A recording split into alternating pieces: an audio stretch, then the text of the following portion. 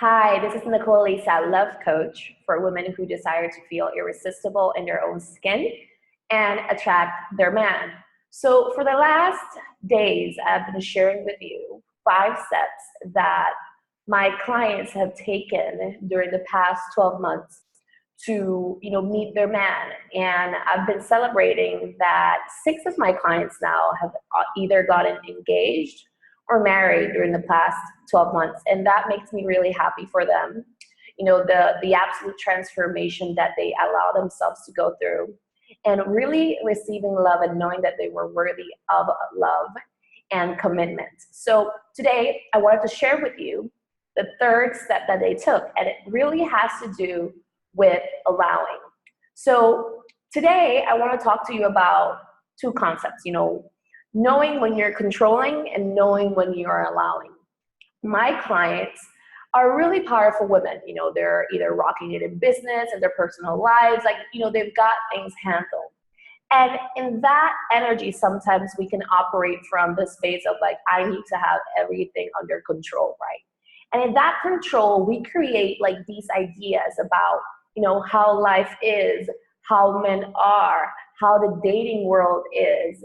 We might not really see it because we use these, ideas of control in regards to business, to career, to personal life, to keeping everything in order.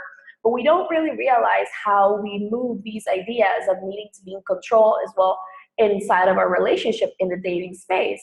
So I see a lot of my clients or the women that I interact with in my community where you have ideas about things, how things are going to turn out. Maybe you have ideas about it's going to be hard, or it's going to take you a lot of time, or you have these ideas that you're going to be disappointed. And in the shape, in reality, that's actually a form of control, because you're controlling things being hard, even though you don't want them to, but it's you won't let go of the idea that things are hard. Therefore, you create more of that. Sometimes I see it in regards to ideas about men. I have this joke, every single one of my clients actually comes to me and tells me, Nicole, the men in my country, the men in my city, the men in Mexico, the men in Switzerland, the men in London, the men in Los Angeles, the men in New York, the men in Panama, all of the men all over the world are this specific way, and it just doesn't change. I want to date a guy that's from a different country, from a different city, because men there are different. It's really interesting to me. Of course, you want to really hone in and trust the desires and the characteristics that your man can have, that you want him to have. And at the same time, we create these ideas that it's impossible for us to meet a man in our city, right? So, who cares if he's from a different country or, from a different city, or maybe he is from your country. But I'm saying that if you keep holding on to the idea that you won't meet him in your city, right? Or you keep making jokes about the men in your city, then you're making it, more difficult for you, or just difficult for you to attract your man. Hopefully you can see what I'm trying to show you here, because we have set ideas about how things are, how men are. And it's interesting because two of the clients that got engaged earlier, one of them got married, but they told me when we first, actually three of them have told me, I met this guy, but he's not the one, Nicole. He's just definitely not the guy. And they first had this idea, but what they didn't know is that this man had all of the qualities, all of the good intention and the heart that they wanted in their man. But at first, he did not look like what they had expected. And I am not saying that these men weren't physically attractive or anything like that. They actually are really happy, with their partners in that sense. It's just that they had this idea, this, I call it like fog in front of them, where we have such strong set ideas about how the man needs to look like, that when the actual man comes along, like we might be blinded a little bit. So it was very interesting because weeks later they were like, you know what, I was wrong, you know, like this guy is perfect for me. And it was so interesting how I noticed, you know, that theme, because we get to really learn how to allow, you know, allow the universe to support us in bringing in love, you know, and that is very key. Allowing is like the opposite of controlling. When you're controlling, it's like you're not allowing for a free play, like the universe supporting you, bringing you even better than before, like ideas, you know, or men to court you. When you're in an energy of allowing versus controlling, it means that you're trusting. Therefore, the path becomes easier. The men start lighting up. You allow yourself to be surprised, to be courted, to be loved, to be cherished. Because you trust that as you send your desires into the universe is going to bring you that which, you know, that what you want or something even better. And that is really key. You know, that is the work that I do with my clients, because we work really deeply into like discovering like what are your like main like blocks, ideas, beliefs, like all the like blind spots that you might have around finding love. Like we work on it together and really create the foundation for you to allow even better than before, you know, love.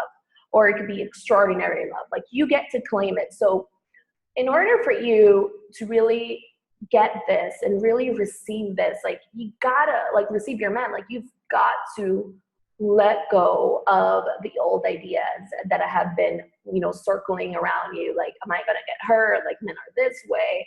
And, you know, that energy, it's not gonna work. You gotta allow and start to trust and claim that you're worthy and deserving of an even better reality. And you can trust the universe to co-create that with you. And this is really big. Like, how much are you allowing love to come into your life? Or are your ideas like super set? Because every single day, every choice during the day, you can either allow like love to win or fear to take over.